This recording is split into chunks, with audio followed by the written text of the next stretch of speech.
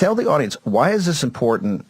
And normally people that are for strong self-defenses, like the Chip Roys of the world, the Steve Bannons of the world, are saying, hey, we can't, this thing is, as it's structured now, is a non-starter. Sir. Yeah, thanks, Steve. Good to be on. I mean, first of all, let me just get back real quick to that lead-in you had, where you had these leftists who were talking about how, where's our conscience as Christians, or, saying that somehow we're hypocritical.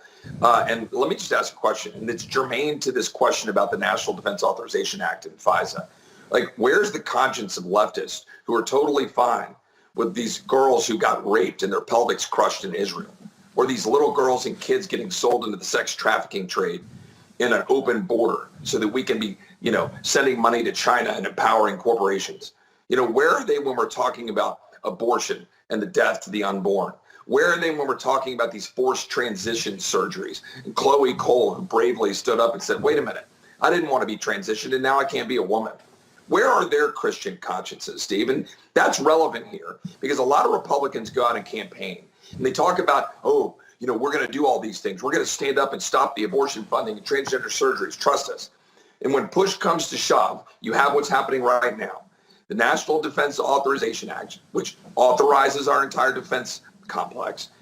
In it are a large number of great things we got as conservatives in July, through a lot of force, by the way. It took a lot of work. It took months of work. We ended the abortion tourism. We ended the transgender surgeries. We defunded diversity officers. We ended DEI. We made it impossible for the president's climate change executive orders to get implemented. We made it to where people who were denied their jobs because of the vaccine mandates and the tyranny applied to our men and women in uniform, that they could come back, get restored to rank, get their retirement back, etc. Almost all of that, with a few small exceptions, have been completely left out of this NDAA that unfortunately the Speaker has agreed with Senate Democrats and Republicans to move through, and he's filed it and he's ready to move it next week if we don't say, no, you can't do that. Don't move this terrible bill. And it's made worse with the exclamation point of putting a FISA extension on it, that is the Foreign Intelligence Surveillance Act. And they'll put that extension on it through April. But it's worse than that, Steve. By doing that, it means all of the procedures we want to fix will stay in place until the spring of 25. That cannot happen. We Republicans have got to stand up. Your entire army out there, melt the phones down. We've got to stop this by next week. By the way, Congressman, I appreciate you. I know you're losing your voice. I really appreciate you stepping up here. Just can you explain to our audience, because as you know, this audience was critical to the historic removal of a speaker and Mike Johnson, and so many people are supportive and really are attracted to his biblical worldview. Explain to us, how did we go from the huge fight you had in the spring and culminating in the summer with all the woke and weaponized that got out, and we were all high-fiving each other? How do we go from the July high fives to this, where we're basically putting the Democrats' NDAA up for a vote? Well, this is where it gets very complex, right? Mike Johnson is a good man. He does have a strong biblical worldview.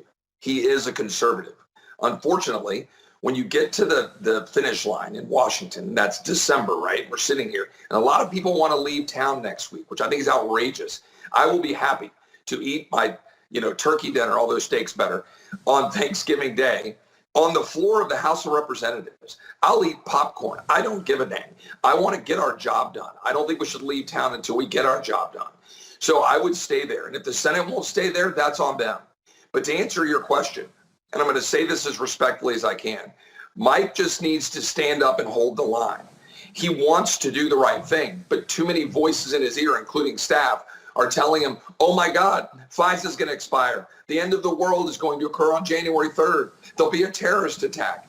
Look, Steve, you and I both know that the vast majority, if not every, terrorist attack that we've been able to intervene and stop has been done through a combination of getting information and intel, targeting actual bad foreign actors, and human intelligence. And we go in and do our job. But if all of this FISA stuff is so great, why did we fail, by the way, in Israel?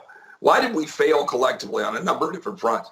I do not want to lose our Fourth Amendment protections. I do not want to lose the importance of protecting American civil liberties because we are so focused and actually operating in fear. And if I had to answer your question, it would be that there's a tendency in Washington that I hope Speaker Johnson will avoid.